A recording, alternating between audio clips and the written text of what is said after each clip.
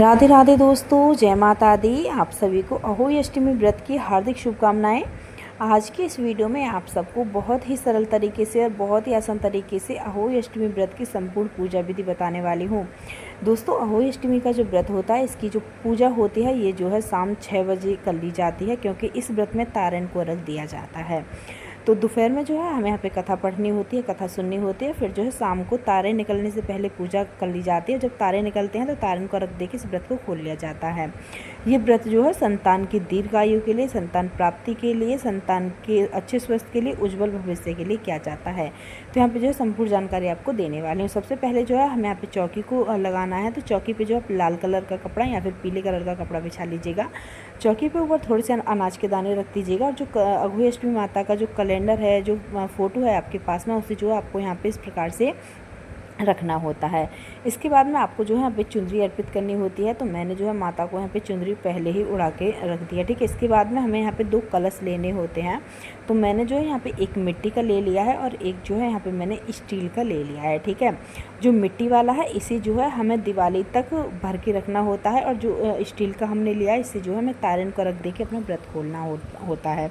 दोनों ही कलश में हमने जो है यहाँ पे जल भरा है, और इस दोनों ही कलश में जो है हमने थोड़े चंदन डाला है और थोड़े से अक्षत के दाने डाले हैं। ठीक है। तो आप जो है दोनों ही कलश में थोड़े अक्षत के दाने डाल लीजिएगा, चंदन डाल लीजिएगा। कोई फूल वगैरह अगर आपके पास में है तो वो भी जो आप यहाँ पे डाल सकते हैं। ठीक है। तो इस प्रकार से आपको जो है 2 कलश यहाँ पे तैयार करने होते हैं, और इन पे जो है आपको इनके जो कंठ होते हैं, जो इनके किनारे होते हैं, यहाँ पे जो आपको मौली बांधनी होती है।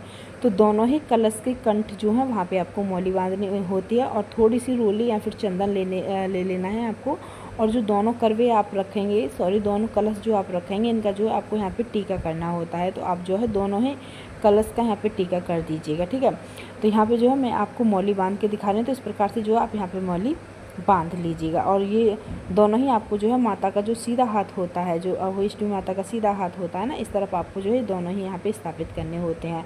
तो यहाँ पे जो है मैंने दोनों ही स्थापित कर दिए। तो पहला मैंने मिट्टी का रखा है, और मिट्टी के जो है इसके ऊपर हमें यहाँ पे स्टील का रखना होता है। ठीक है। इसके ऊपर हमें थोड़ी बहुत मिठाई वगैरह रखनी होती है। तो जो भी आपके पास में हो वो जो आप यहाँ पे रख लीजिएगा। जब आपकी पूजा हो जाती है तो इस मिठाई को आप जो है अपने घर में सबको प्रसाद के तौर पर दे सकते हैं। इसके बाद में जो है आपको यहाँ पे एक दीपक जला के रखना होता है। तो आपको थोड़े से अनाज के दाने ले लेने हैं। तो आप जो अनाज के दाने किसी या प्लेट में या फिर किसी कटोरी में ले लीजिएगा, और इसके ऊपर जो है आपको यहाँ पे इस प्रकार से एक दीपक जला के रख लेना होता है। ठीक है। तो इस प्रकार से जो आप एक दीपक जला के, और जो अहोई अष्टमी माता हैं उनके पास में जो है आपको ये दीपक यहाँ पे जला के रखना होता है। तो इस प्रकार से जो आप एक दीपक यहाँ पे अलग से जला के रखिएगा, एक दीपक आपको बाद में जलाना होता है जब आप पूजा करेंगे। ठीक है। तो यहाँ पे जो इसके बाद में आपको सबका टीका करना होता है, सबका शुद्धिकरण करना होता है। तो सब पे आप जल की छींटे मार दीजिएगा। इसके बाद में सबको जो है आपको यहाँ पे टीका करना होता है। तो जैसे अहोई अष्टमी माता का जो फोटो है ना, तो इसमें गणेश जी बने हुए हैं। तो सबसे पहले आप जो गणेश जी का टीका कीजिएगा। अगर आप गणेश जी को स्थापित करना चाहते हैं तो आप जो है यहाँ पे गणेश जी को स्थापित भी कर सकते हैं। ठीक है। तो यहाँ पे हम माता के फोटो में ही सबका पूजन करेंगे। तो सर्वप्रथम हम जो है गणेश जी का टीका करेंगे। इसके बाद में जो अहोई अष्टमी माता हैं इनका जो है हम यहाँ पे टीका करेंगे।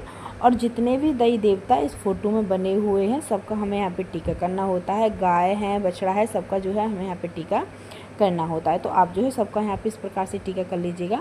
और जो दीपक आपने जला के रखा है उसका भी टीका यहाँ पे आप कर लीजिएगा। जो 2 कलश आपने भर के रखे हैं तो दोनों कलशों का भी टीका जो है आपको यहाँ पे करना होता है। ठीक है। इसके बाद में आपको जो है यहाँ पे कलावा अर्पित करना होता है।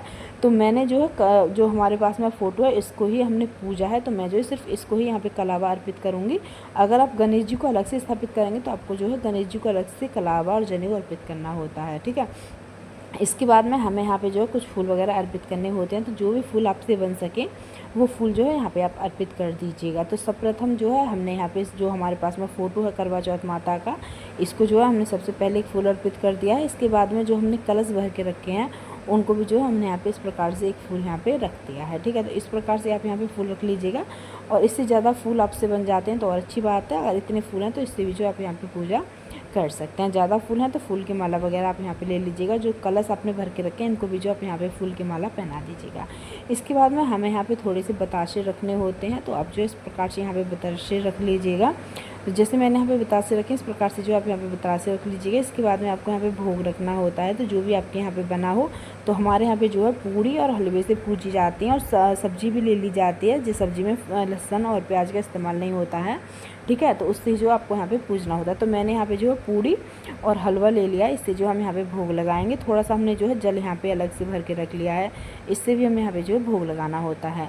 तो भोग कैसे लगाना है, जैसे ये पूड़ी हैं तो इनके थोड़ी थोड़ी जो है, जितनी भी पूड़ी आपने लिया 8 अठावरी ली जाती है, तो आपको जो है 8 पूड़ी में से थोड़ा थोड़ा तोड़ना है और हलवे से इस तरह से मिलाना है और फिर जो आपको इस प्रकार से यहाँ पे भोग लगा देना है, ठीक है। इसके बाद में आपको जल लेना है, जल से जो है इस प्रकार से छींटे मार लीजिएगा, ठीक है। तो इस प्रकार से जो आप यहाँ पे कर लीजिएगा। और इससे ज़्यादा आपके पास में बन जाता है, जैसे फल फ्रूट भी होते हैं, सिंगाड़े का बड़ा विशेष महत्व होता है, तो आप जो इस पूजा में सिंगाड़े ज़रूर से शामिल कर लीजिएगा। सेब भी आप कर सकते हैं, केला भी कर सकते हैं, तो जो भी फल आपसे बन जाता है वो फल जो आप यहाँ पे रख लीजिएगा। इसके बाद में यहाँ पे हमें सासू माँ का सामान निकालना होता है, जो सुहाग का होता है।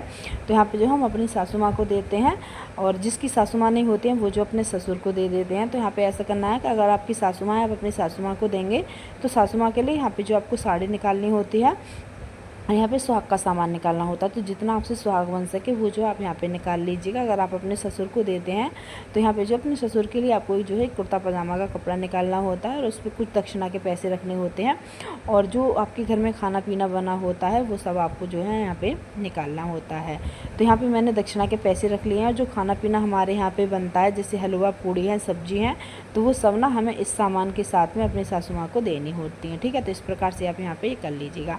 अब जो है यहाँ पे आपको आरती करनी होती है, तो आप जो है गणेश जी की आरती कर लीजिएगा। सबसे पहले तो गणेश जी की आरती की जाती है, फिर जो है आपको यहाँ पे अहोई अष्टमी माता की आरती करनी होती है, ठीक है। तो जो भी आरती आप पे आती हो गणेश जी की वो आरती कर लीजिएगा। अहोई अष्टमी माता की जो है आपको यहाँ पे आरती करनी होती है।